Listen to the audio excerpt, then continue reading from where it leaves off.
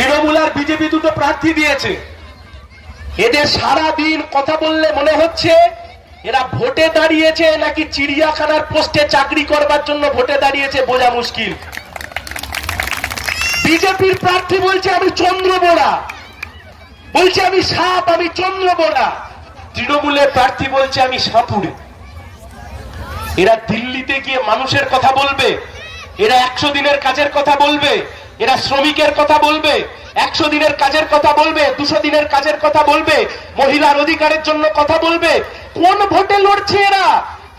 এরা দিল্লিতে গিয়ে মানুষের জন্য আদৌ কথা বলতে চায়?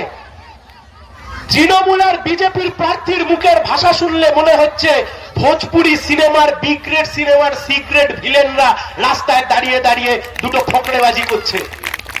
লজ্জা লাগে না এদের? মুখ খুললে একজন নিজেকে সাপ বলছে, আরেকজন